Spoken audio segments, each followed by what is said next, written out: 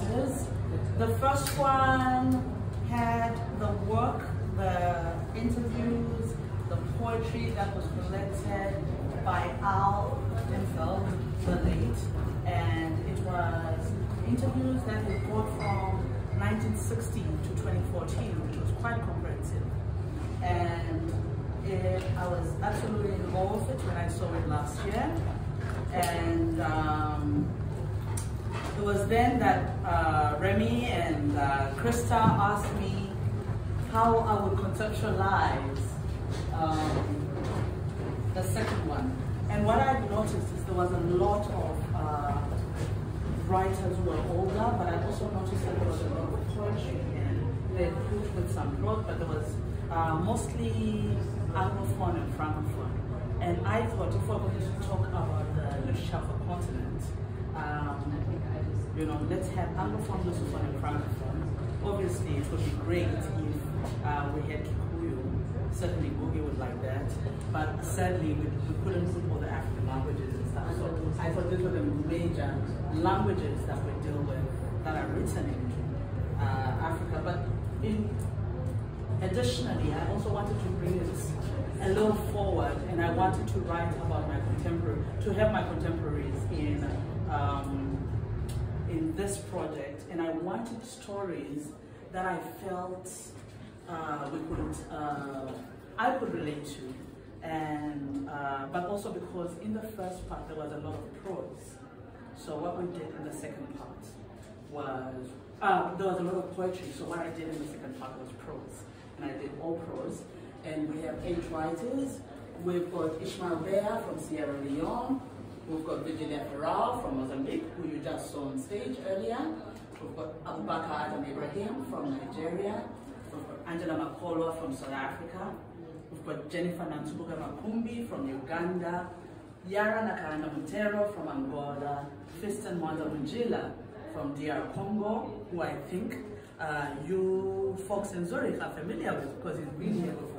And Onjaki from Angola, who you of course saw online. And what I asked is that I wanted people to understand that literature is not just books. You know, there is this little thing that happens in certain communities across the African continent, and I've talked to different friends and they've told me this, where parents or neighbors or relatives, when they see somebody who reads, they say, "You read too much, you shall go mad." You know? But I wanted to highlight that reading, literature is really just stories, it's storytelling. And it's the basis, as I say in that installation, in the video, it's the basis of everything. It's when you think of a beloved, you know, when you hear a song and you say, "Oh my God," usually it's the words and the music coupled together that make you remember. And when you see a visual art, is it still worthwhile, a visual art, if you don't know how to describe it? And the movies that we've watched, it is those lines that we remember about, do you remember when this person said this in The Godfather? So that's what I wanted to do. So Ishmael Bea's work was interpreted by Shafiq Manzi, who is 17 years old and the youngest artist we have is a visual artist. Virginia's work was done by Sarah Campbell, and she is from Sao Tome and Principe. Abubakar was done by Muhammad from Gambia. Angela by Michael Soy from Kenya. Jennifer by Ntobela from South Africa. Yara by Zub's The Last Letter, who is Zambian. Fiston by Prudence Katumeni from Zimbabwe. And Unjaki by Sereti and the natives from Botswana. In each of the installations, as you have noticed, I deliberately decided not to have a writer and the artist from the same country, because I wanted to show how these stories cross borders and just see what the interpretation will be like. So let's move this way.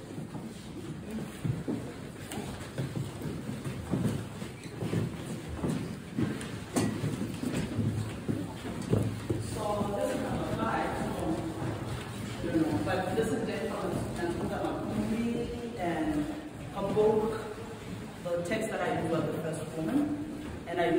from there, and this was interpreted into this beautiful art piece by Ntobe.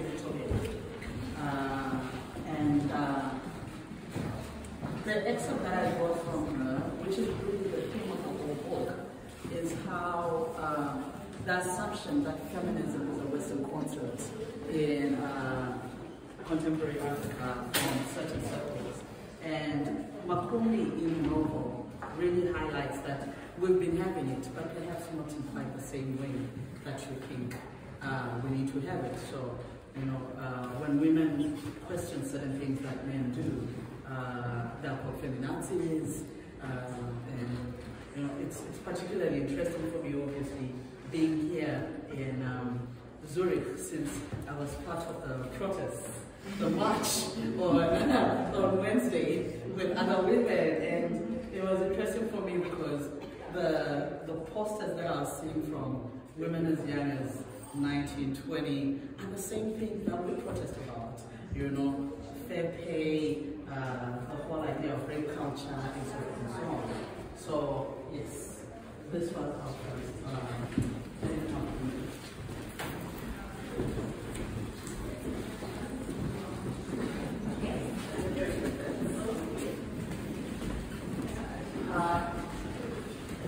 first song, from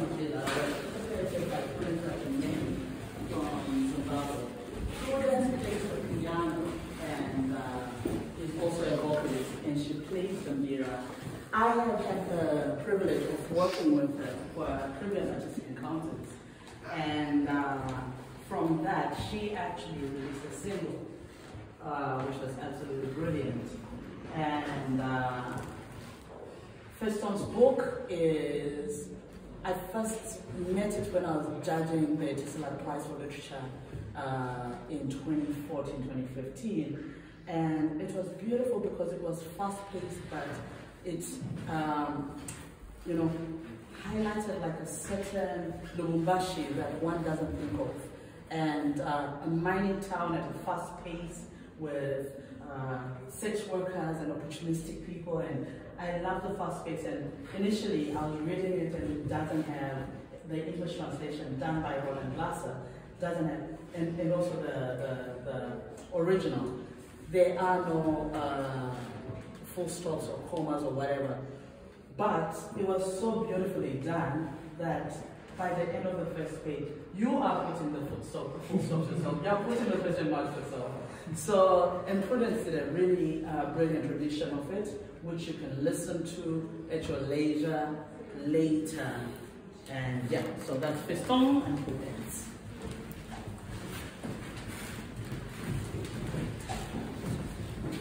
So here we have Yara Montero, who is from Angola, but stays in Portugal. And Yara's book, I had the privilege of translating it and publishing it from Portuguese to English as Loose Ties. And this book was, then the person who did the work on this artist is Zukiswa Wanner, who is perhaps the one artist who most resembles me. He was born in Zambia like myself, grew up in Zimbabwe like myself, and stays now in South Africa, unlike myself, because I stay in a whole lot of places. But she, in this book, is talking about the history of Angolan independence and afterwards, during the Civil War, and the participation of women, because women are so often erased in these wars, aren't they? And our main character arrives in Angola, and when she gets there, you know, she realizes that she hasn't been there since she was 2 years old, and she realizes it's not all it seems. You know, there's an Angola for the rich and an Angola for the middle class who aspire to be seen by the rich, and there is an Angola that, as Onjaki, who we're about to visit now, told us of the transparent people.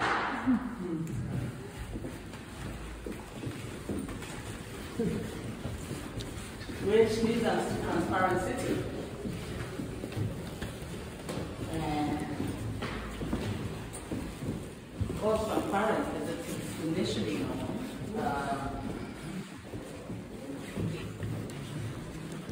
The excerpt that you heard was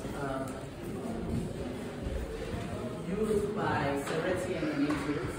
And Sereti plays the 4-string guitar. He's a musician from Botswana. It's a uniquely Botswana musical instrument, the 4-string guitar. And you'll be wondering how many other people took part in this project because it says Sereti and the natives. Sereti will always turn up by himself with his guitar and he will say, I'm Sereti and you are the natives.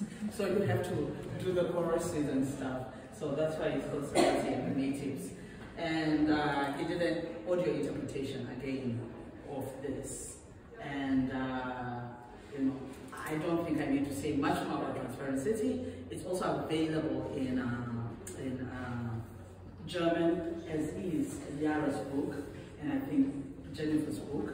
And but please, if you guys are interested in reading, buy the 3 copies so far. We're gonna buy one. But let's go.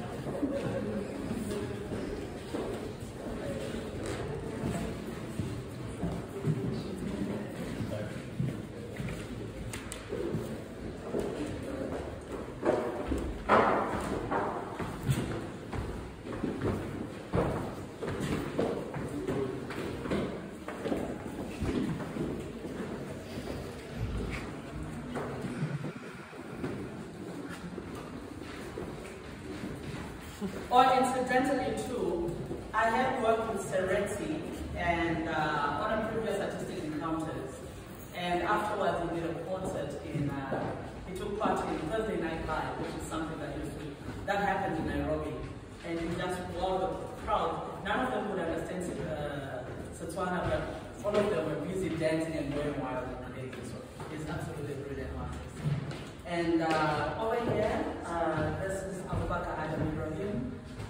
From Nigeria, and his book, Season of Fruits of Blossom, is, I don't know anybody that I've ever given that book to who hasn't loved it, you know, and it is also translated into German, and you know, he does an amazing thing. I always say that I'm a writer, but when I grow up, I want to write women, like Abubakar writes women. You know, I want to know the intricacies of humanity, the way you seem to. It's set in northern Nigeria, so it's the sort of story that surprises you because it's set in northern Nigeria, and it's a woman who's a widow, an older woman, and she comes home from the mosque because she's also very pious. And when she enters home, she's being robbed by a young man. And he asks for jewelry, she gives the jewelry, and as she's walking out, I'm not giving anything away because this is the first chapter. As she's walking out, as they are leaving, their eyes cross, you know, and when their eyes cross, they recognize something in each other. An unlikely relationship between them begins. And this was done by Maimuna Jallo from Gambia. And Maimuna, I have also worked with her on an artistic encounter before. She did Lola Shamin's The Secret Lives of Babasidi's Wives, and it has not only been done in Kenya, but it was also done in Nigeria, it has been done in the UK, and I know it has been staged in Spain as well. But that was as a full work. So this is an excerpt, and she, you know, I think you can just see from the expression, even if you can't hear the audio, but do please feel free afterwards to listen to the audio. It will blow your mind. It certainly did me. And I know it blew Abubakar's mind.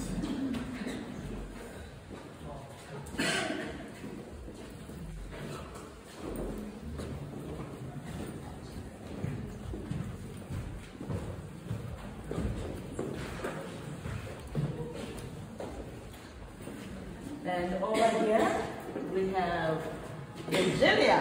You know, I'm actually going to do this. I'm going to tell Virgilia to do the commentary on this and tell us what she felt about it when you first saw it and everything. And, you know, because we're a bit of a problem with finding, we'd got an actress before, but then they couldn't make it because their family issues, and then we bought this, and then she was like, I don't know. And then the video came, so please, take it away.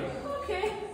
Well, it was a good experience to see the interpretation that she made, because I thought it captured what I was trying to portray with the story, which is about a woman or a young woman that she's starting to be adopted, and then she discovers that she has a call to be a healer, and she has some sort of gifts. So she lives in a conflict to deal with these gifts, and I think that she really captured the feeling of the characters. So I was happy to see her interpretation. Yeah. And the actress is, of course, Sarah Campbell from Sao Tome. Yeah. All right. And then over here, we've got Ishmael Bear from Sierra Leone, who some of you may know from Long One, but this to me was a novel that really immediately resonated with me when I first read it. The Radiant of Tomorrow. And The Radiant of Tomorrow is set in a post-war Sierra Leone, post-war Sierra Leone, and everybody comes back to this village and they just want to make things work. You know, the adults adopt these young people who've come. They don't ask them any questions. Were you the child soldiers? What did you do? They don't ask anything. And the children are so happy. They also adopt these adults. And they go, they fetch them water, they do whatever they can. And then, of course, at that point in time, minerals are discovered in this village. And the government comes a-calling. And when the government comes a-calling, as usual, external investors and profits triumph over citizens. And so it resonated with me because it wasn't the story of Sierra Leone alone. It was the story of South Africa when you think of Marikana. It was the story of DR Congo. It's the story of any country in Africa that has mineral wealth, or any wealth at all, even if it's just human resources, as we've been seeing even in Kenya with people getting traumatized because they have to do the AI ratings and stuff without for the American companies for less than $1 a day. But well, I think it's a little more than $1 a day, but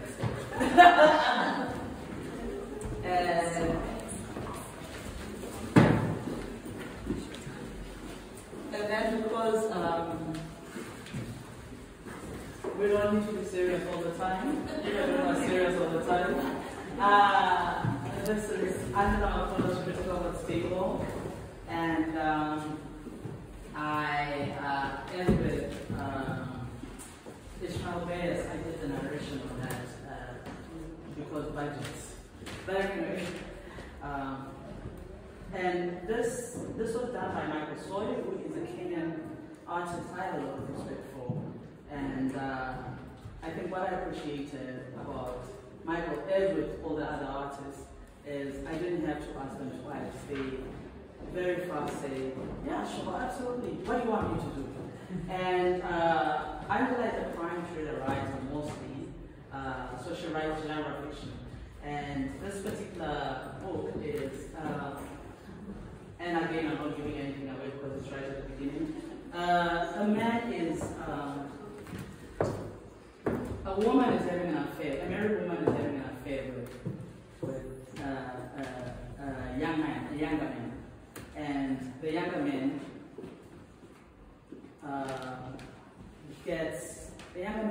then arrives and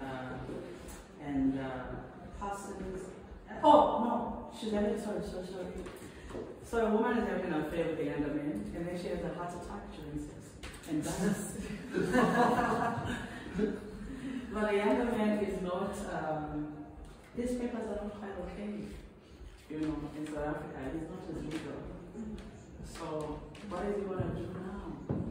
And how do we explain this dead body? Except there's a security guard who's seen it all happen. And the security guard is suffering from that level of Afrophobia that I sometimes talk about, where, and I think, you know, it's a xenophobia that's all over the world actually, where they say these foreigners that come here, they're taking our jobs, they're taking our women, because of course women are taken, you know, they don't have agency. So he calls up online, and the rest is history. So that's the art piece for Ishmael Bear's The Radiance of Tomorrow, and that's the final product for you know, Michael Soy's interpretation of critical mass table. Every one of the writers gave about 1,200 to 1,600 words of an excerpt. But what I really like with this particular project, as with all the artistic encounters I have done, is how the artists chose to interpret the way they wanted. So some read the full book and decided they wanted to do the interpretation of the full book. Others just decided they wanted to use the excerpt and that was the interpretation. And that's, I think, why I call it artistic encounters. I don't try to direct the artists what to do. I respect their art in so much as, you know, I want my art to be respected, and I just let them run free and interpret it the way they saw it. And we are coming towards the end, and these are the books of our artists.